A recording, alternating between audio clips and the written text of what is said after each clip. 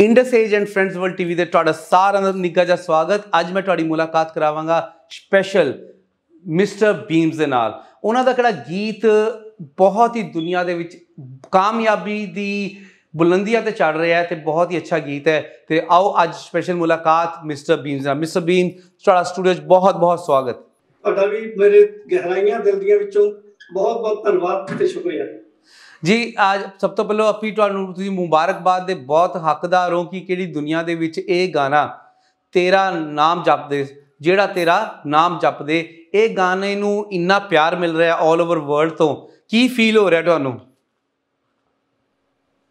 Feel ये हो रहा जी जो मैं बचपन तो लैके अपने फादर साहब की जुबान तो मेरे कन्ना च पै रहा सी, एक सुपना सी कि मैं किसी दिन इस गीत नूं दुनिया के कोने कोने च पहुंचावां ते ओह अरदासां कर रहा सी बचपन तो।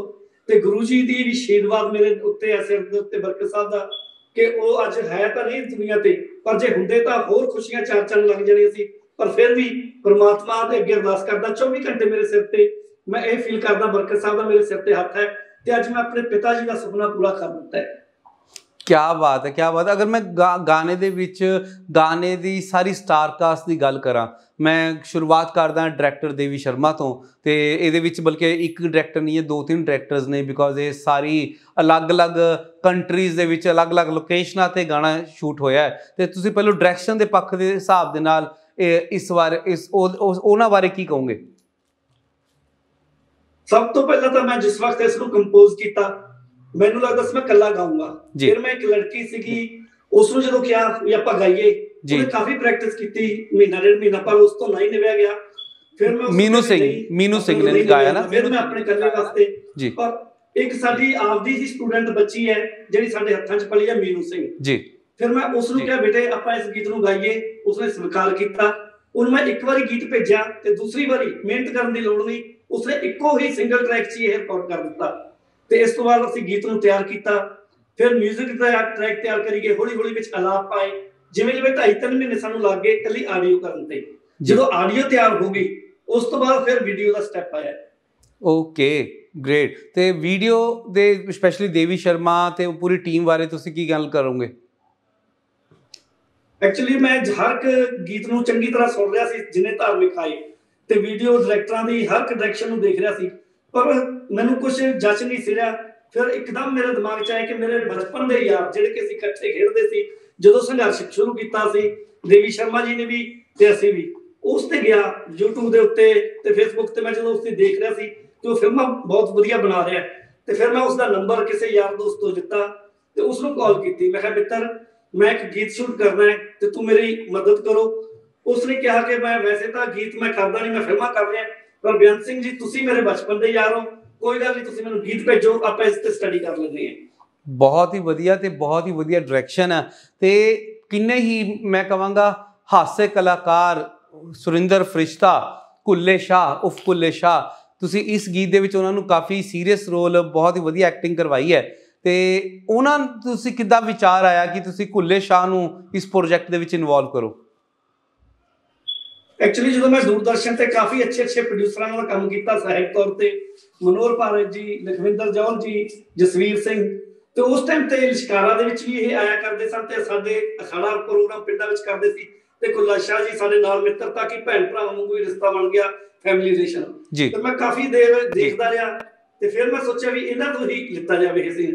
ਵੈਸੇ ਤਾਂ ਆਪਦੇ ਦਿਮਾਗ ਦੇ ਵਿੱਚ ਇਹੀ ਹੁੰਦਾ ਕਿ ਧਾਰਮਿਕ ਗੀਤ ਲਿੱਤਾ ਜਾਵੇ ਕਿਉਂ ਨਾ ਸਰਦਾਰ ਚਿਹਰਾ ਲਿੱਤਾ ਜਾਵੇ।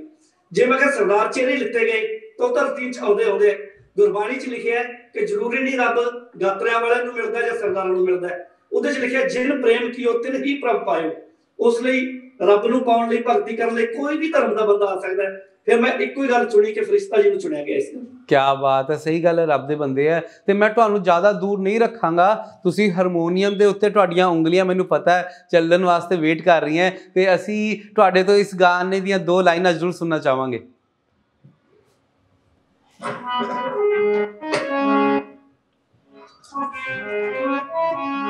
जिन्ना अपने आप नू जान लिया ते ओह जग तो जुदा हो जांदे ने।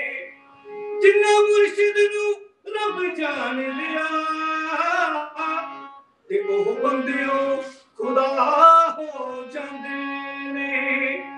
ਉਹ ਜਿੰਨਾ ਮੁਰਸ਼ਿਦ ਨੂੰ ਰੱਬ ਜਾਣ ਲਿਆ, ਉਹ ਬੰਦਿਓ ਖੁਦਾ ਹੋ ਜਾਂਦੇ ਨੇ। ਜੀ ਮੈਂ ਸਦਾ ਕੁਰਬਾਨੇ ਮੈਂ ਜਾਵਾਂ, ਜਿਹੜੇ ਤੇਰਾ ਨਾਮ ਜਪਦੇ। ਜੀ ਮੈਂ ਸਦਾ ਕੁਰਬਾਨੇ ਮੈਂ ਜਾਵਾਂ, ਜਿਹੜੇ ਤੇਰਾ ਨਾਮ ਜਪਦੇ। ਸੁਪਨੇ ਦੇ ਵਿੱਚ ਜਿਹੜੇ ਬੰਦੇ ਰਾਮ ਕਹਿਣ ਇੱਕ ਵਾਰੀ, ਉਹਨਾਂ ਦੇ ਲਈ ਮੇਰੇ ਤਨ ਦੀ ਜਾਵੇ ਖਲ ਉਤਾਰੀ।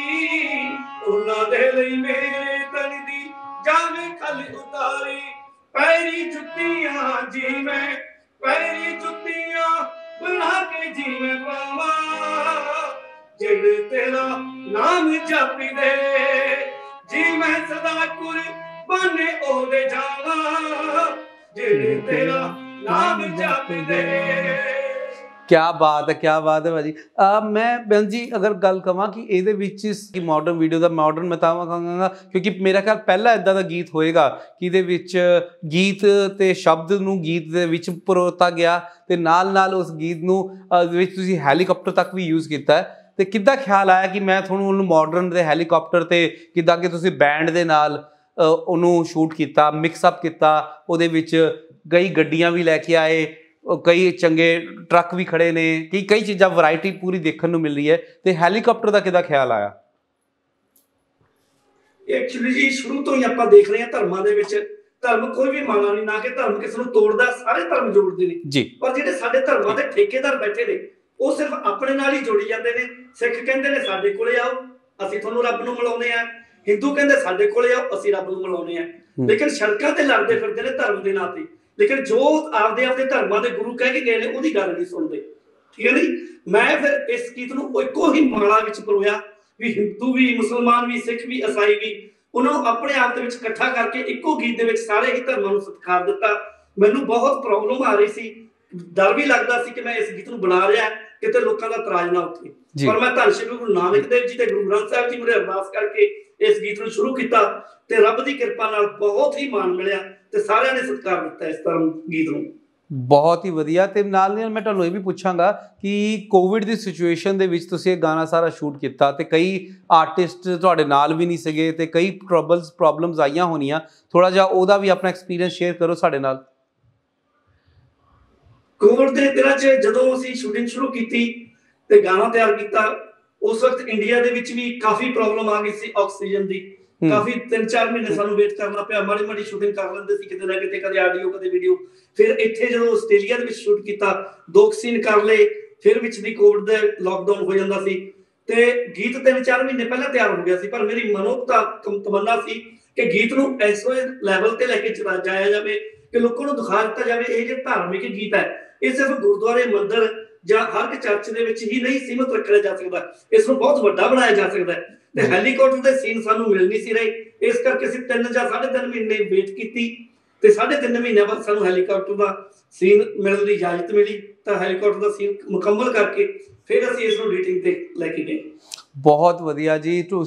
ਮੈਂ ਫਿਰ ਇੱਕ ਵਾਰੀ ਕਹਾਂਗਾ ਕਿ ਤੁਸੀਂ ਬਹੁਤ ਹੀ ਵਧਾਈਆਂ ਦੇ ਹੱਕਦਾਰ ਹੋ ਤੇ ਇਸ ਚੀਜ਼ ਨੂੰ ਬਹੁਤ ਹੀ ਜ਼ਰੂਰੀ ਹੈ ਕਿ ਆਪਣੇ ਕਲਚਰ ਨੂੰ, ਆਪਣੇ ਟ੍ਰੈਂਡ ਨੂੰ ਬਾਹਰ ਵਾਲੀ ਕੰਟਰੀਆਂ ਦੇ ਵਿੱਚ ਸਪੈਸ਼ਲੀ ਲੈ ਕੇ ਚੱਲਣਾ ਬਹੁਤ ਹੀ ਔਖਾ ਹੈ ਤੇ ਤੁਸੀਂ ਇਸ ਚੀਜ਼ ਦੇ ਹੱਕਦਾਰ ਹੋ ਕਿ ਤੁਸੀਂ ਬਹੁਤ ਹੀ ਵਧੀਆ ਕਰ ਰਹੇ ਹੋ। ਸਪੈਸ਼ਲੀ ਬਾਹਰਲੀ ਕੰਟਰੀਆਂ ਦੇ ਵਿੱਚ ਆ ਕੇ ਫਿਰ ਦੁਬਾਰਾ ਕਲਚਰ ਨੂੰ ਜੋੜ ਕੇ ਰੱਖਣਾ ਬਹੁਤ ਹੀ ਵਧੀਆ ਹੈ। ਤੇ ਆਪਣੇ ਆਉਣ ਵਾਲੇ ਪ੍ਰੋਜੈਕਟਸ ਬਾਰੇ ਤੁਸੀਂ ਕੀ ਕਹਿਣਾ ਚਾਹੋਗੇ? ਅਸੀਂ ਚਾਹੁੰਦੇ ਹਾਂ ਕਿ ਐਦਾਂ ਦੇ ਪ੍ਰੋਜੈਕਟਸ ਅੱਗੇ ਆਉਂਦੇ ਰਹਿਣ।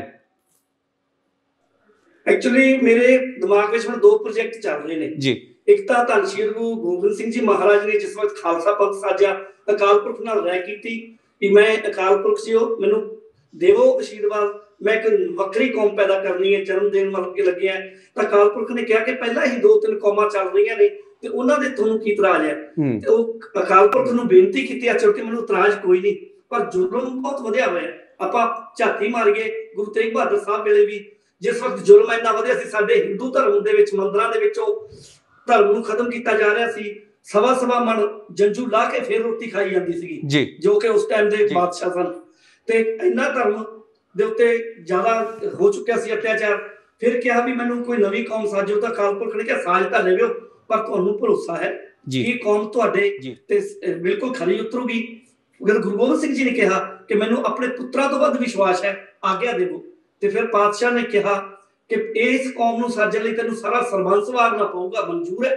ਉਸਨੇ ਫਿਰ ਗੁਰੂ ਦੇ ਮੂਹਰੇ ਪਾਲਣਾ ਪਾ ਕੇ ਗੁਰੂ ਗੋਬਿੰਦ ਸਿੰਘ ਜੀ ਨੇ ਕਿਹਾ ਪਾਤਸ਼ਾਹ ਜੇ ਮਨਜ਼ੂਰ ਹੋਵੇ, 9 ਸਾਲ ਦੀ ਉਮਰ ਵਿੱਚ ਮੈਂ ਪਹਿਲੀ ਕਿਸ਼ਤ ਦੇ ਚੁੱਕਿਆ ਆਪਣੇ ਪਿਤਾ ਦੀ ਸ਼ਹੀਦੀ ਦੀ, ਤੇ ਜਿਵੇਂ ਜਿਵੇਂ ਕੌਮ ਨੂੰ ਲੋੜ ਪਊਗੀ ਮੈਂ ਆਪਣਾ ਸਾਰਾ ਸਰਬੰਸ ਵਾਰਨ ਤੋਂ ਪਰਹੇਜ਼ ਨਹੀਂ ਕਰੂੰਗਾ। ਗੁਰੂ ਨੇ ਜੋ ਕਿਹਾ ਉਹ ਕਰਕੇ ਵਿਖਾਇਆ।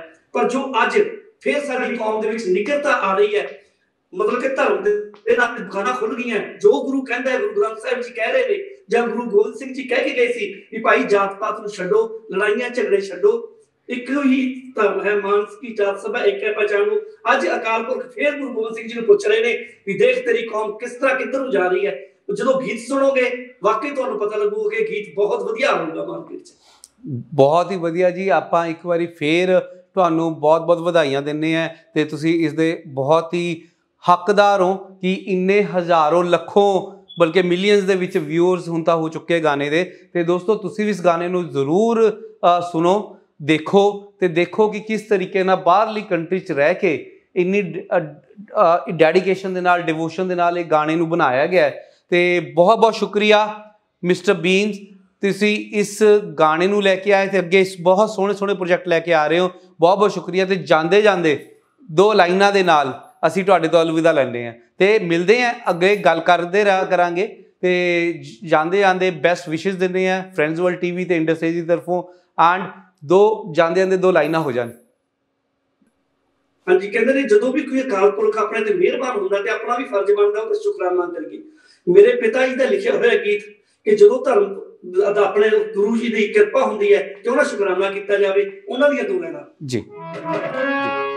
ਸਾਰੇ ਪਰਿਵਾਰ ਵੱਲੋਂ ਪਾਤਸ਼ਾਹ ਹੈ ਤੇਰਾ ਸ਼ੁਕਰਾਨਾ, ਸਾਰੇ ਪਰਿਵਾਰ ਵੱਲੋਂ ਪਾਤਸ਼ਾਹ ਹੈ ਤੇਰਾ ਸ਼ੁਕਰਾਨਾ।